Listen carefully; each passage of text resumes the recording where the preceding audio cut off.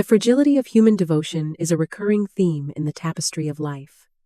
Often, we give our hearts to those who perceive our sacrifice as a stepping stone rather than a treasure.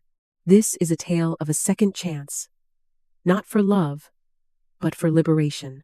It is a story of a woman who, having lived through the bitterness of unrequited devotion in one life, finds the strength to rewrite her destiny when granted the rare gift of rebirth in the bustling, rain-soaked streets of London.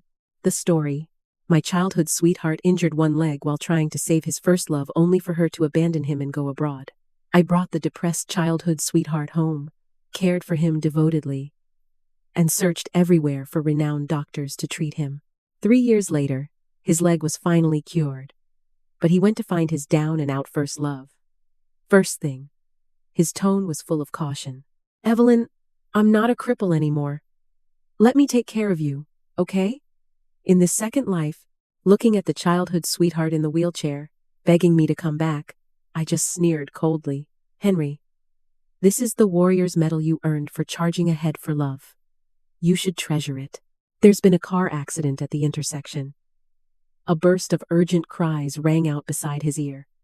After a few seconds of brief confusion, the scene before his eyes gradually became clear.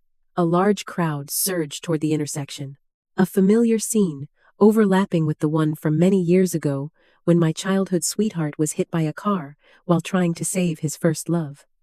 I froze in place, soon stumbling a few steps from the surging crowd, then continued forward until I saw Henry Walton collapsed on the ground, his ankle twisted at an unnatural angle, blood spreading continuously across the road.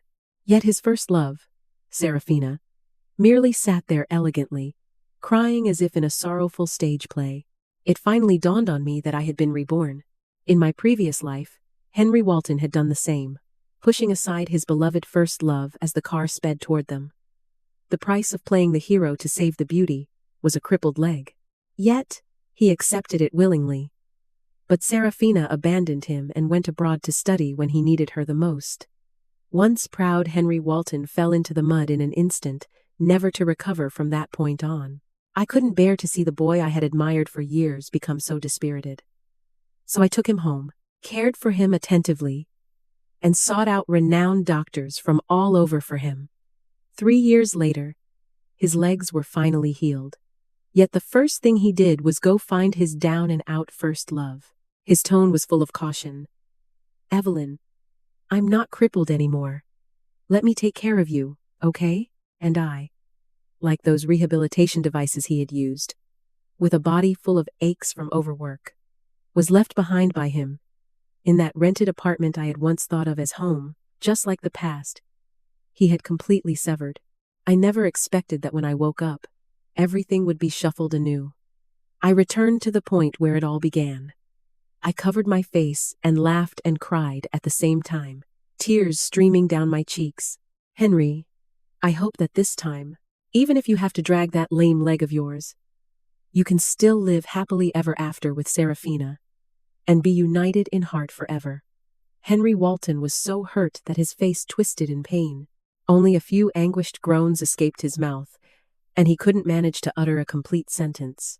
I stood quietly, hidden in the crowd, watching his miserable state with great interest, feeling a surge of satisfaction in my heart. Even Serafina's tearful, pitiful appearance suddenly felt endearing. "Henry, this is what you wanted, isn't it?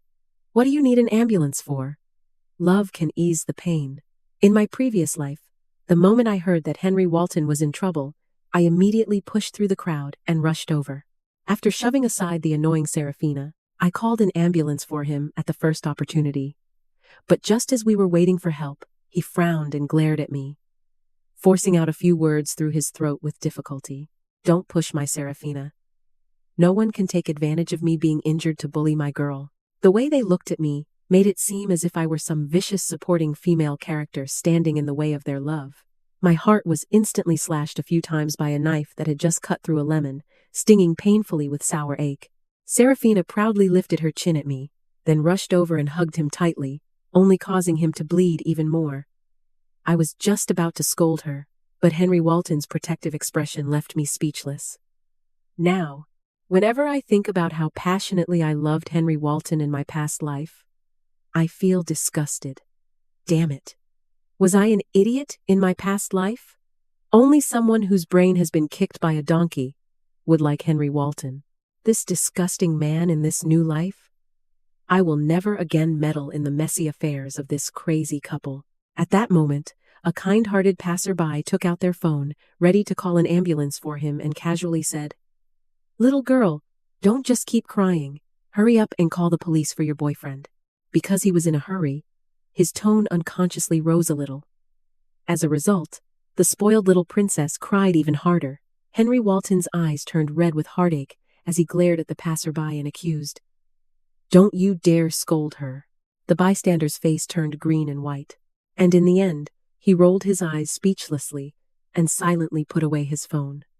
The other bystanders also gave up the idea of helping. After all, if even his own girlfriend wasn't worried beside him, why should they go out of their way to be disliked? Having seen enough of the show, I found it rather boring and turned to leave.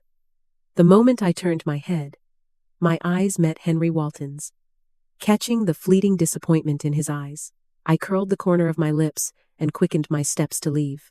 It was already 2 days later when I saw Henry Walton again. The counselor organized several classmates who were close to Henry Walton to visit him in the hospital. As his childhood sweetheart, who grew up with him since childhood, I was naturally also among the invited. From Henry Walton's roommate, I learned about the aftermath of the car accident. As the crowd of onlookers grew larger and larger, Serafina finally realized belatedly that she should call an ambulance without my intervention. After all that commotion, by the time he was taken to the hospital, he had already missed the best time for treatment.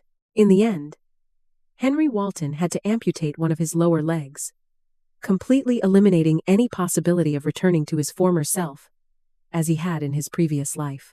For Henry Walton, who had always been a perfectionist, this was a devastating blow, and this was only the beginning. After a long period of mental preparation, I thought I could face Henry Walton with a calm and composed attitude. But when I saw Henry Walton again, lying weakly in bed wearing a hospital gown, a surge of intense anger and hatred erupted in my heart. When he was abandoned by Serafina back then, he looked just as pitiful. His face was pale. He had lost so much weight that he looked completely different, lying sickly in bed. He didn't speak, didn't eat, just stared blankly out the window as if about to vanish from this world in the next second. I let out a soft sigh and raised my hand to pour him a glass of water. Suddenly, he grabbed my wrist, his eyes filled with desperate pleading. "Evelyn, you're all I have left. You won't leave me, will you?" I agreed. Because of this promise, I stayed by his side through the toughest 3 years. I started working tirelessly to earn money, living frugally to cover his high medical expenses. During the hardest times, I even slept only 4 hours a day. As someone who was a disaster in the kitchen, I painstakingly studied recipes, burned several pots, and finally managed to prepare delicious and nutritious healthy meals. I traveled from hospital to hospital, visiting both traditional Chinese medicine practitioners and Western doctors, all in pursuit of that faint glimmer of hope. I even placed my hopes in the divine, climbing step by step from the foot of the mountain to the temple. Bowing with each step before the Buddha, I prayed, willing to trade 10 years of my own life for his recovery. The Buddha answered my prayers, leading me to a reclusive miracle doctor deep in the mountains. After persistently pleading with him for 2 months, the miracle doctor finally agreed to treat Henry Walton for me with the doctor's miraculous skills. 3 months later, Henry Walton was able to move freely with almost no trace of his previous injuries. At the same time, the game program written by Henry Walton happened to catch the trend of the times, and its copyright was successfully sold for an astronomical price. I thought we had finally overcome all hardships and reached a better life. Who would have thought that the very next day, Henry Walton, who had just been promoted to my fiancé, completely lost contact, just as I was anxiously about to go to the police. Big Data pushed me a trending video. My beloved fiancé gave his childhood sweetheart a grand, widely known proposal in the city's central square. He knelt on one knee, his gaze filled with a tenderness I had never seen before, and his hands trembled with nervousness and excitement as he slipped the ring onto Serafina's finger. As the New Year's bell rang, brilliant fireworks burst into bloom in vast London skies, and they shared a blissful kiss amidst countless blessings. A perfect match, like a pair of flawless jade. I let out a bitter laugh, tearing off the pull-tab ring Henry Walton had made for me, my heart aching so intensely it was hard to breathe because there is no love. There is stinginess. I am merely the stepping stone for him to rush towards true love. The bridge that gets dismantled after crossing the river. Words can be sweet and coaxing, but they are not worth the effort. As my thoughts returned to the present, I glanced at Henry Walton's refilled drip, his empty pant leg, and Serafina, who was engrossed in her phone nearby. I shifted my gaze away and quietly followed behind the counselor and classmates, uttering a few official perfunctory words. After the pleasantries were exchanged, the counselor called Serafina outside, exactly the same as in the previous life. I informed her of the happy news that her study abroad application had been successful. Without a doubt, Serafina would make the same choice. I smiled with delight. Evelyn. Just as I was about to leave with the main group, Henry Walton suddenly called out to me. He looked sorrowful, his weak voice drifting over. Evelyn, why have you become so cold? The Evelyn I know isn't like this. She wouldn't ignore me after I got into a car accident, nor would she come to see me so late. Oh, so he knows how well I treated him in the past. But how did he treat me in return? I sneered inwardly but kept a straight face, throwing his own words back at him. You said it yourself. You only see me as a friend, and told me not to meddle in your affairs out of misplaced affection. He was choked by my words.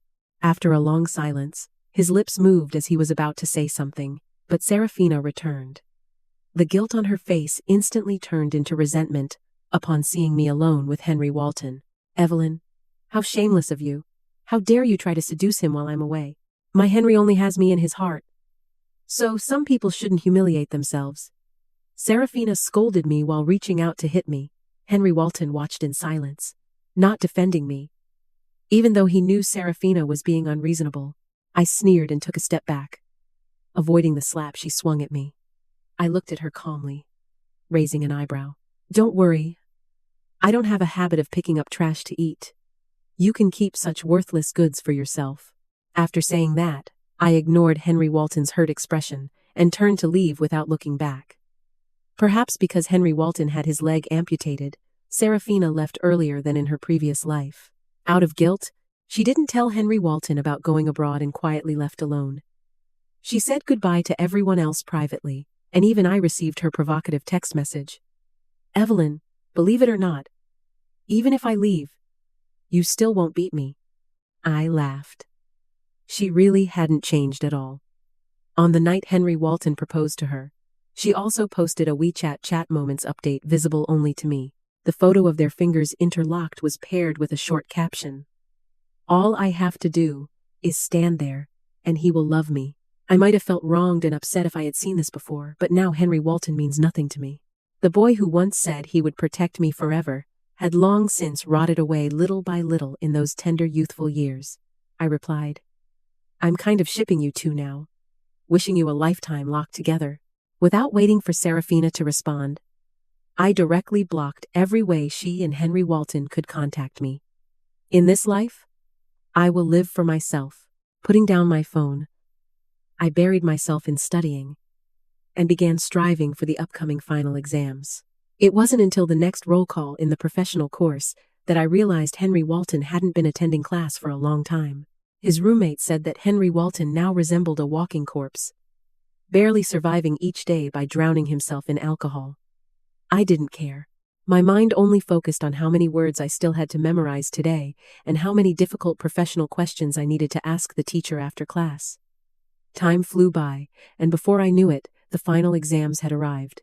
As I walked out of the exam hall, I bumped into Henry Walton, who was there to handle his leave of absence procedures. He had lost a lot of weight, his cheekbones slightly protruding, struggling to use his wheelchair, no longer the spirited young man he once was. I pretended not to see him and brushed past him. Yet he firmly grasped my wrist, his voice trembling as he said, Evelyn, are you going to abandon me too? I somewhat speechlessly broke free from his grip. Don't make it sound like there's something between us. Stay away from me. I have no interest in being the rebound guy. I watched his hands tighten on the wheelchair and smirked maliciously. Besides, transportation is so advanced these days. Studying abroad doesn't mean you'll never see each other again. It's just abandoning you. It's not a big deal. You love her so much. Forgiving her once shouldn't be a problem, can't you? As a grown man. Stop being so petty. He lowered his head, looking thoughtful. A playful smile curled at the corner of my lips. According to the timeline from my past life, Serafina should already have a new boyfriend in Paris by now. I can't help but look forward to Henry Walton's reaction when he finds out. That very night, Henry Walton booked the earliest flight available and rushed to Paris overnight. Our mutual friend, Brother Lucas, worried about his safety. After failing to dissuade him, he had no choice but to accompany him on the trip. While waiting for the flight, he sent me many messages. Evelyn, Henry Walton has really gone crazy for such a heartless woman. He's done so many insane things. As a brother, I'm truly frustrated that he won't change. Evelyn, I can't persuade him anymore. He used to listen to you the most. Could you go and talk some sense into him? I expressionlessly found a screenshot from my album that Serafina had specifically sent me before a screenshot of Henry Walton's WeChat moments and sent it over. In the picture, Henry Walton wore a doting smile as he knelt on one knee to put socks on Serafina. The sickeningly sweet declaration from the domineering CEO was practically blinding to everyone's social feeds. Don't talk to me. I only listen to my sweetheart. He didn't even reply to the female teacher's messages, urging him to submit his competition questions. The female teacher who came across this post slowly typed a question mark in the comments section. The other side clearly paused for a moment. Typing hung at the top for a full 2 minutes before a stiff message finally came through. About to board the plane. Talk later. With that, the awkward topic was swiftly brought to an end. It carried a hint of fleeing in defeat. The day they arrived was a weekend, and Serafina wasn't at school. Henry Walton's number had been blocked by Serafina the very day he left. Henry Walton, powerless and furious, took advantage of Brother Lucas's inattention to shake him off. Stubbornly, he wheeled his chair back and forth through the apartments around the school. Perhaps it was fate that led him to find Serafina on a stone bridge. But the scene before him pierced his eyes with pain. Serafina was the only child in her family, raised with indulgence and doting from her parents since childhood. The Sean family had both power and wealth. And no matter what mistakes she made, they were always there to clean up the mess for her at every stage of life. There has been no shortage of people driven by self-interest who flatter and fawn over her. She was also born with a striking and radiant beauty. And since elementary school, she has been admired by boys. Naturally, she grew up with an arrogant, willful, and self-centered personality. After getting together with Henry Walton, she was even more spoiled and pampered by him. Whether it was making him wait in line for 2 hours in winter to buy her favorite breakfast, or giving up important competitions to be with her, Henry Walton never complained or regretted it. Even when doing these things, he always wore a happy, sweet smile on his face. But after being together for so long, this was the first time he had seen such gentle affection on Serafina's face. Serafina was holding the arm of a tall, mixed-race man, leaning against him intimately like a little bird. The man whispered something in her ear, making her giggle uncontrollably. Then she shyly stood on tiptoe and planted a kiss on the man's handsome cheek. Henry Walton's eyes widened in fury, his face terrifyingly grim. Surging rage drove him to wheel his chair forward. He wanted to lunge at the man who had cuckolded him, but due to his limited mobility, he stumbled and tumbled out of his wheelchair instead. The scene was both humiliating and comical. His palm was cut by sharp stones, yet he seemed to feel no pain, his gaze fixed intently on Serafina, as he demanded an explanation from her. Serafina curled her lips in disdain. Look at yourself. How could you possibly be worthy of me? Back then, I was just playing around with you because you had a handsome face. Now that you're disabled, do you really expect me to take care of you for the rest of your life? I'm not your ever-beautiful childhood sweetheart. Henry Walton's eyes reddened with fury. You wretch! I became like this because of you. Serafina held hands with her new boyfriend, saying nonchalantly, I never asked you to save me. You were the one who eagerly rushed over. Henry Walton was furious, struggling to swing his fists at them. But Serafina's new boyfriend kicked him into the river. Henry Walton couldn't swim, and by the time Brother Lucas arrived, he had already fallen unconscious. Brother Lucas called to tell me that Henry Walton was running a high fever, deliriously calling out my name. Evelyn, he really took a big loss this time. Finally saw that woman for who she is, and truly knows he was wrong. Do you two still have a chance? He used to. He really was very good to me before. He fought off those who bullied me, saved up 2 months' worth of breakfast money to buy me a teddy bear, and even promised to protect me forever under the shooting stars. The affection in his eyes cannot be feigned. Though I may not be as expressive as he is, I respond to everything he does. If he gets into a fight for me, I'll tend to his wounds and help him catch up on his studies. If he gives me a teddy bear, I'll stay up for nights to make him a handmade bracelet in return. He promised to protect me forever.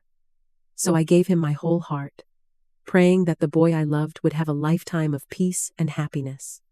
Everyone assumed we were a couple, because apart from a single confession, the devotion and feelings we gave each other were practically no different from those of a real pair of lovers. I was willing to believe that the younger version of him had once been sincere with me, but it wasn't until I met Serafina that I understood true feelings can change in an instant. I interrupted Lucas's endless rambling. I remember you have a younger sister. Would you be willing to introduce Henry Walton to your sister now? Lucas almost instinctively thought of those awful things between Henry Walton and Serafina, and his brows furrowed before he fell silent. See? Even someone as good-natured as Lucas knows that the current Henry Walton is not a good match. He remained silent for a long time, then let out a sigh. I'm sorry, Evelyn.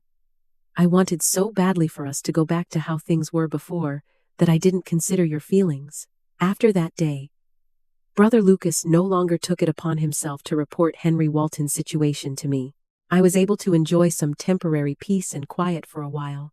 My feelings for Henry Walton have gradually calmed down from the initial intense resentment. It's not worth wasting my emotions on someone like him. I can't even spare him any hatred now.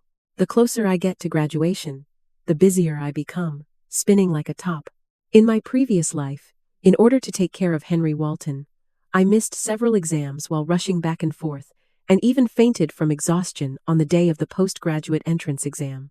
Now that heaven has given me another chance to start over, I will cherish it all the more, not wanting to waste a single moment on irrelevant people. Freed from these external distractions, I devoted myself wholeheartedly to self-improvement, diligently studying academics, and actively participating in competitions to win awards. In my senior year, I successfully secured a spot for graduate school admission without taking the entrance exam. At the same time, during the autumn recruitment process, I received offers from several well-known companies, thanks to my outstanding resume. My favorite company, upon learning that I had secured a spot for graduate school, was still willing to reserve a job offer for me after I completed my postgraduate studies. To make it more convenient for my internship, I moved out of the dormitory. However, downstairs in the apartment I rented, I ran into the person I least wanted to see in my life. The cold London rain pattered down, a chilly wind rustled, and the sound of tires rolling echoed from the wet ground. Henry Walton hadn't brought an umbrella, wearing only a thin white shirt as he huddled in his wheelchair. The drizzle soaked his body, his hair and clothes clinging wetly to his skin, much like a stray puppy. Only this time, I won't be taking him home again. I used to love seeing him in a white shirt the most. The youthful, carefree boy in white made my heart flutter through countless seasons. Now, all I want to say is, you cunning man, playing the sympathy card. Huh? I clicked my tongue in disdain. A man brings a lifetime of misfortune. The moment he saw me, his eyes lit up slightly. He straightened his back a little and slowly wheeled his chair toward me. He looked somewhat awkward, hesitating to speak, and finally blurted out, Evelyn, have you been doing well? I lost my patience and turned to go upstairs. Seeing that I was about to leave, he panicked completely and reached out to hug me. I was so disgusted that I darted 10 meters away with a serpentine movement, as if he were some repulsive bug. His hand froze in midair, a flicker of pain and confusion flashing in his eyes. Evelyn, are you still blaming me? He lowered his head, clutching his own hair in agony, and began to sob quietly. I'm sorry. I'm sorry. I was wrong. I'm such a jerk. I let down your sincere feelings for me. As he spoke with emotion, he began slapping himself hard again. The person I've always liked is you. I was just confused by her. If she hadn't appeared, we would have been very happy together. Evelyn, please give me another chance. Okay? I swear, I'll spend the rest of my life making it up to you. This scene reminded me of a line from a book I read before. Men love to make vows the most, and their promises are no different from a dog's bark.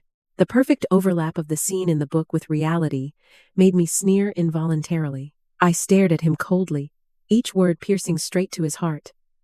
Oh, you want to compensate me with your crippled life? That's compensation or revenge? If that's the case, you should find someone else to compensate. I have no interest in being a free nanny. He looked at me in disbelief. You look down on me.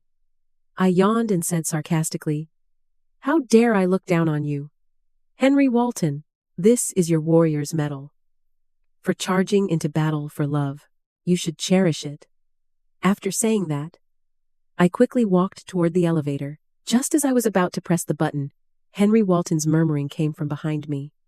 Clearly, in your previous life, you didn't care about these things. My steps paused, but only for a second.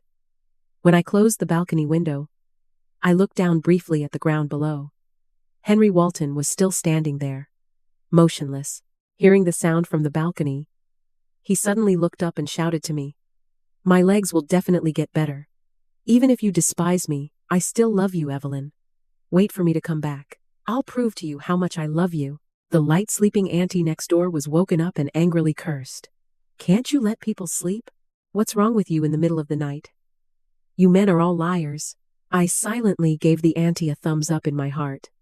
Henry Walton resentfully shut his mouth and left with a face full of sorrow. Only a lonely and stubborn back remained. Later, he squatted downstairs at my house for a few more days. After being turned away several times, he seemed to fall into a paranoid cycle. He believed that as long as his leg was healed, we could reconcile as before. He left me a cheesy confession letter, and then left City B, frantically searching for a cure for his leg. But even though he was gone, he didn't stop his self-righteous concern. He somehow got hold of my contact information from someone, changed to a new number, and continued to harass me. I simply changed my number, keeping only a few regular contacts.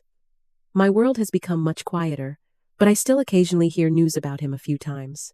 Some classmates said they saw him at a hospital in City A, and friends mentioned spotting him at a traditional Chinese medicine hospital in City C.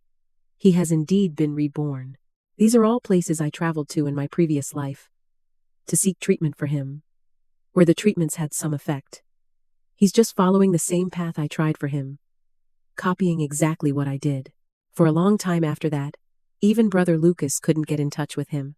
Henry Walton seemed to have completely cut off contact with the outside world. I guessed that after all hope was shattered, he must have gone to the deep mountains to find that reclusive miracle doctor just like I did back then. Old Lucas has a peculiar temper, and made many outrageous demands hoping to make me give up. But for Henry Walton's sake, I gritted my teeth and persevered. Finally, he looked at me with a helpless expression, seeing the hope in my eyes, and nodded in agreement to make an exception for me. While Elder Lucas was preparing the treatment plan, he stroked his beard and subtly said to me, Once you catch the fish, you forget the trap. Once you cross the river, you dismantle the bridge. Girl, remember to be a bit more cautious, and don't be too foolish. At that time, I was immersed in the joy that Henry Walton's legs had hope, and I didn't delve into the deeper meaning of his words. Thinking back now, as an outsider, he actually saw things more clearly than I did. It's just that I don't know whether this time Henry Walton's bit of false sincerity can move old Master Lucas. But no matter what the outcome is, I no longer care. A new stage of life lies ahead with more opportunities and challenges waiting for me. During my graduate studies, I met many like-minded friends and encountered mentors who were knowledgeable, earnest, and rigorous. Every day was busy and fulfilling. That day, as usual, I came back from studying at the library, and as soon as I walked in, I heard my roommate exclaiming, "Holy Evelyn, come quick and take a look. Mr. Henry of the Walton Group is publicly confessing his feelings to you." I hadn't even processed it yet, when my roommate's phone screen was already shoved right in front of my face. Walton Group is a rising game company that recently made a splash with a hit competitive game. Henry Walton, as the CEO and also the largest shareholder of the company, gave an interview to the media. With the experience from his past life, this time, he didn't directly sell the copyright, but instead founded his own gaming company.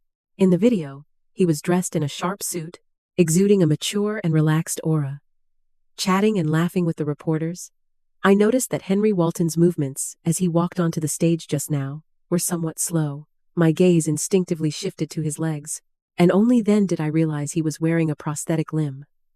Sharp netizens clearly noticed this as well. The comment section was flooded with sympathy for him, exclaiming that the novel trope of a disabled CEO had become reality. Young, accomplished, resilient, despite his disability, and with good looks to boot. The reporter inevitably steered the conversation toward gossip. Henry Walton chuckled softly, neither confirming nor denying it, but his words hinted at a childhood sweetheart he held dear. Several times he mentioned the naming of his current company, and the reporter keenly grasped the key point.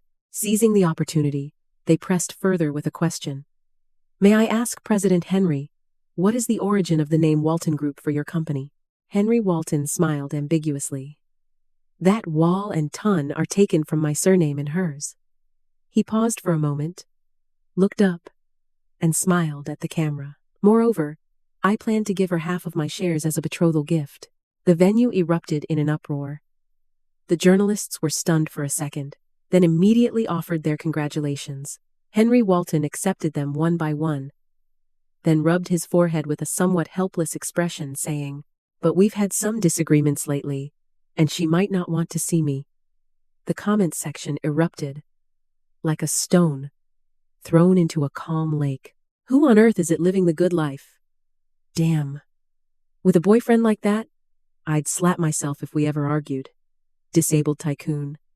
Ex-spoiled childhood sweetheart. Oh my God, it's like a novel come to life."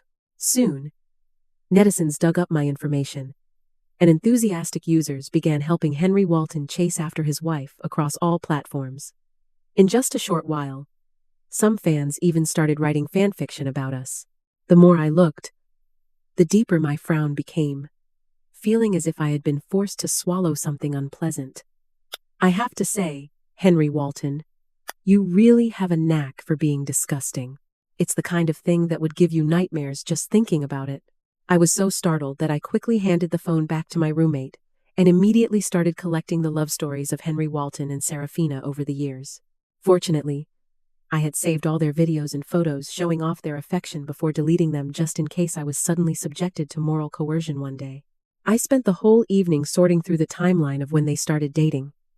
In the process, I even polished their poignant love story a bit and compiled it into a PowerPoint presentation over 100 pages long. It's so detailed that it could practically be shown at their wedding. Damn. I've become a fan of their CP.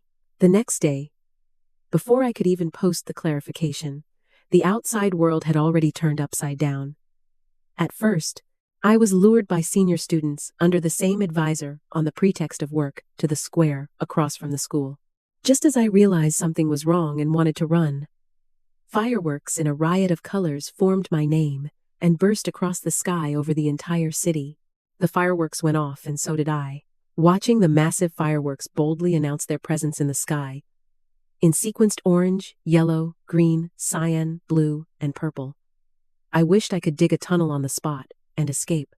Henry Walton looked deeply affectionate, kneeling on one knee, one leg fitted with a prosthesis glinting faintly with metallic light.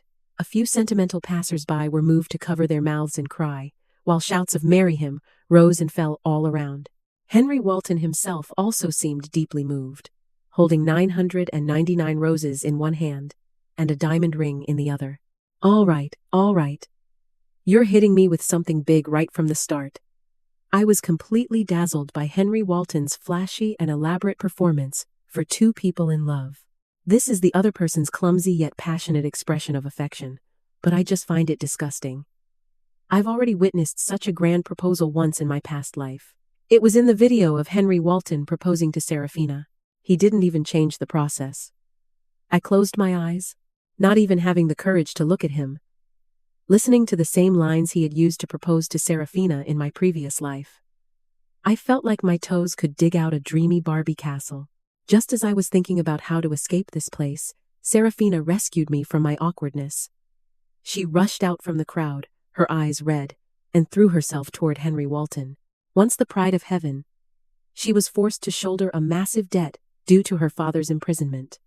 No longer carrying the arrogance of the past, Serafina pitifully poured out her affection to Henry Walton. Henry. None of those words were true. I haven't been seeing anyone else. I deliberately staged that scene for you to see. After everything that happened in my family, I just didn't want you to suffer with me. Wah wah wah. You. How could you betray me and fall for Evelyn? But Henry Walton was in no mood to listen to her fabricated nonsense. He had just been knocked off balance by her sudden lunge, and his prosthetic limb had come loose. Rolling away toward the crowd, proud as he was, the prosthetic limb was his last vestige of dignity and self-respect. The carefully crafted facade of strategic control he had painstakingly maintained crumbled apart in that instant. He shoved Serafina aside, dragging his body, anxiously groping for his prosthetic limb among the feet of the crowd. Serafina's words exploded like thunder among the crowd, causing a commotion on the scene. Someone, it was unclear who, kicked the prosthetic limb, sending it rolling to my feet under Henry Walton's earnest gaze. I leisurely slipped my hands into my pockets and turned to leave without hesitation. With many people filming videos in the square, and the previous buzz being high enough, the incident quickly became a trending topic among the thousands of comments. Most were criticizing Henry Walton and Serafina for their questionable actions, with a few occasionally blaming me for being too cold toward Henry Walton, a person with a disability. One comment stood out particularly among these remarks. Damn. I was in the class next to theirs in college. They were already crazy back then. How did they manage to go viral with their antics? Curious onlookers quickly rushed to ask for more details. The original poster didn't hold back, sharing a lengthy comment from a third-person perspective. Each one of these is absolutely explosive on its own. The three things that are the most breathtaking are these. First, blood. When Serafina was breaking up with Henry Walton, he ran around the girls' dormitory where she lived in the rain, shouting as he ran, "Serafina, do you know whose love you're rejecting? The love of a god." Double kill. During a physical exam, when blood was drawn, Henry Walton kissed the needle mark on Serafina's arm to ease her pain. Triple kill. In the restaurant, Henry Walton sucked each of Serafina's fingers one by one in front of the waiter after the waiter accidentally bumped into them. After reading it, the onlookers were completely stunned. Someone curiously asked, "Then what does Evelyn count as between them?" "The third wheel," the original poster instantly replied. "No, she's the big fool." A buddy of mine knows Henry Walton. Back when they first started college, Henry Walton was planning to confess to Evelyn. But on his way to confess, he fell in love with Serafina at first sight. He said it was the first time he felt his soul tremble, so he gave up on confessing and turned around to pursue Serafina instead. Netizens instantly felt pity for me, and those who had previously criticized me for being cold-hearted also apologized one after another. Henry Walton's newly established persona as a devoted lover crumbled overnight. Seizing the moment when the topic was at its peak, I posted the timeline and PPT I had organized, along with the caption, "Childhood friends can't compare to a destined encounter. You've been shipping the wrong couple. Henry Walton and Serafina. The mad couple. Evelyn, the great unfortunate." These two hashtags instantly surged to the top of the trending list. The stock of Walton Group plummeted, leaving Henry Walton overwhelmed and extremely busy. At the same time, Serafina kept pestering him relentlessly. Truly a case of chasing a husband into a crematorium. She had nothing left now, and could only cling desperately to Henry Walton as her lifeline. But she didn't know that the more she acted this way, the more Henry Walton grew to dislike her.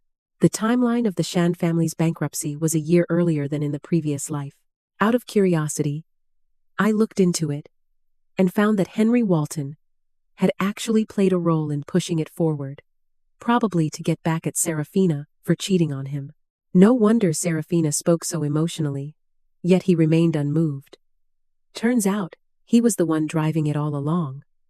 After learning about this, I couldn't help but feel a deep sense of sorrow. His sincerity towards Serafina was nothing more than that. I stopped deliberately following their back-and-forth drama. But every day, netizens would tag me to come and watch the show. Since that's the case, I suppose I'll just take a quick look. Until one day, Serafina triumphantly stopped me. She looked like a victorious rooster, provocatively raising her head and waving the pregnancy test report in her hand. "Evelyn, you've lost again this time." "I'm pregnant." I showed no expression and responded, "Oh, congratulations."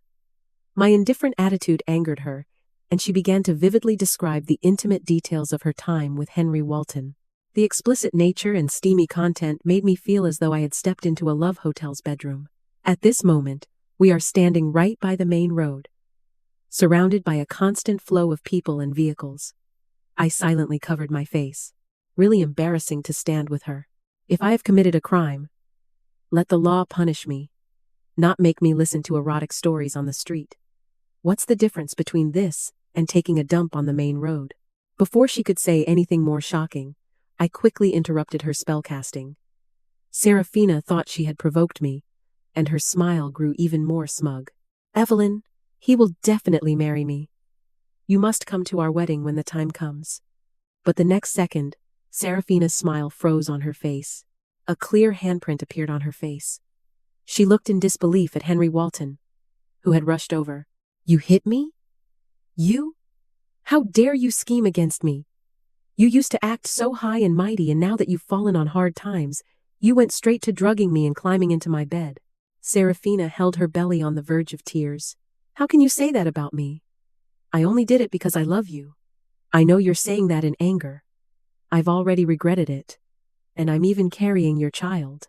Can't we forget those unpleasant things from before and live our lives together properly?" Henry Walton looked disgusted.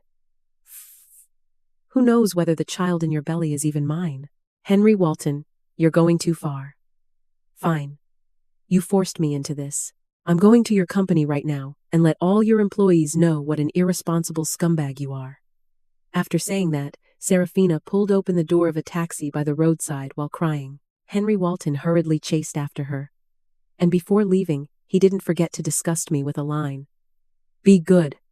I'll come find you after I handle these matters." Seriously? Are you out of your mind?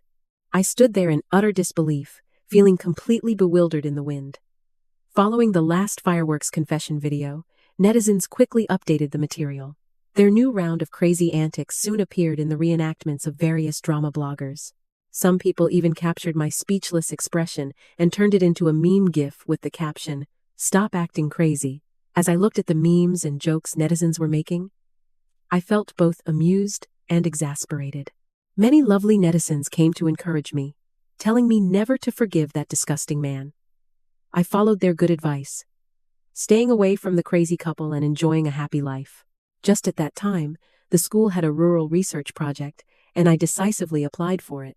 Unexpectedly, the place we went to for the rural research was right next to the mountain where the legendary doctor, Old Lucas, had lived in seclusion in my previous life. After finishing today's research tasks, the mentor and classmates gradually returned to the arranged dormitories to rest. With nothing to do, I wandered over to the bamboo grove, where Old Lucas often strolled, just to give it a try. As I approached the bamboo grove, I saw Old Lucas's energetic back as he practiced Tai Chi. Seeing that my old friend was safe and sound, I felt relieved. Just about to leave quietly, I accidentally stepped on a piece of dry wood. Hearing the sound, Old Lucas immediately turned his head. Seeing it was me, a hint of surprise and delight flickered in his deep eyes. I tentatively spoke. Old Lucas. Old Lucas snorted with a touch of pride, pretending to be profound as he greeted. Girl, long time no see. I smiled, not delving into why he also retained memories from his previous life. As long as we were both safe and well, that was enough. I jogged over, carrying the wine jug for him as I used to, and followed him up the mountain toward the bamboo hut. A jug of wine and a plate of peanuts were enough for two friends, despite their age difference, to chat back and forth for quite a while. After testing my current attitude toward Henry Walton, Elder Lucas finally told me about Henry Walton coming up the mountain to seek his medical help. The little old man proudly told me that he had Henry Walton dig up wild vegetables from an entire mountain and carry manure for 2 months. In the end, he drove him down the mountain and told him to find another job. Henry Walton had no choice. After fitting his prosthetic limb, he struggled through over a year of rehabilitation before barely managing to walk slowly again. I couldn't help but laugh at old Lucas's vivid description. Mr. Lucas looked me over carefully and asked me again, Young lady, you really don't like him anymore, do you? I said playfully. Of course not. If you happen to know any quality men, you must introduce them to me first. Mr. Lucas's eyes lit up, and he immediately flipped through his phone book. He pointed to a long list of numbers and introduced them to me one by one. This is the nephew of my eldest apprentice's family.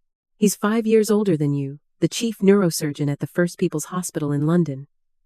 As handsome as a picture. Steady, thoughtful, and considerate. This is my second apprentice's son. He just came back from studying in Germany this year. The more he spoke, the more excited he got. And in the end, he simply shoved the phone book into my arms. Forget it. I think they all sound pretty good. Why don't you add them all and get to know them one by one? I refuse to believe you can't pick out even one you're satisfied with. I held the phone book, not knowing whether to laugh or cry.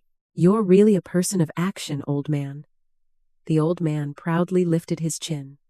Of course, back in the day, I was the first among my buddies to win over a wife. The signal in the mountains was poor, and our team was practically offline during the research period. By the time we finished our research, the tragic love story between Serafina and Henry Walton had already progressed to a life-and-death stage. In order to force Henry Walton to take responsibility, Serafina went straight to the rooftop of our school and threatened him with suicide. The two of them stood in a stalemate on the rooftop for over an hour, endlessly bringing up old grievances.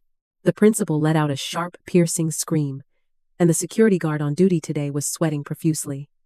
In the end, to protect the company's reputation, Henry Walton adopted a delaying tactic, promising Serafina that he would marry her after she gave birth. And this farce finally came to an end. My roommate was dancing and gesturing excitedly as she performed a live reenactment right in front of me. You have no idea how hilarious these two are. They were bargaining back and forth like vendors at a vegetable market. Serafina demanded that President Henry marry her right away. But President Henry said no, insisted on waiting until after the baby was born and a paternity test was done. Serafina said that was too long, and she could only wait 6 months at most. Serafina is happy again, posting daily on her platform about how much Henry Walton loves her and tagging me in every single video. Of course, she also didn't forget to mention the child in her belly, showcasing her pregnant belly in creative ways 3 times a day on schedule, until one day she stopped updating. An insider revealed that she had been involved in an unexpected car accident resulting in a miscarriage. The person who hit her was a middle-aged man she had never met, and it seemed to be just an accident caused by drunk driving. But Serafina didn't believe it. She was just like Evelyn, who had lost her child, running around the streets randomly claiming children as her own. This time, Henry Walton surprisingly stayed by her side for a while. Passersby unintentionally captured photos of them shopping together, which actually had a touch of warmth. Just when everyone thought they were going to settle down and live a stable life, news suddenly broke about the shocking social incident where Serafina stabbed Henry Walton multiple times. The news mentioned Serafina's motive. She accidentally discovered the driver's phone number in Henry Walton's phone, grew suspicious, and eventually found out that the car accident had been orchestrated by Henry Walton. She also incidentally uncovered evidence that her father's imprisonment was due to information provided by Henry Walton to her father's competitors. Serafina's mental state was already unstable, and during the argument, she directly grabbed a fruit knife from the table. Although not fatal, Henry Walton suffered severe kidney damage and will have to live with a urine bag for the rest of his life. During the police investigation, doctors diagnosed Serafina with a mental disorder, and she could only be sent to a psychiatric hospital for treatment. Henry Walton was sentenced to 7 years in prison for hiring someone to commit assault. On the day he was imprisoned, I had just graduated with my master's degree. He asked someone to pass along that he wanted to see me again. I politely declined outright. What a joke. See him? Elder Lucas has arranged more than a dozen blind dates with quality young men for me, and I can't even get through all of them. How could I have time to bother with him? In the end, Evelyn walked away from the wreckage of a past life, choosing a future where her worth was not defined by someone else's broken promises. While Henry Walton and Serafina were locked in their own self-constructed prison of manipulation and tragedy, Evelyn found peace in the quiet accomplishment of her own success. It is a powerful reminder that sometimes, the greatest act of love is the love we finally choose to give to ourselves, leaving behind the shadows to walk firmly into the light of a new, unburdened day.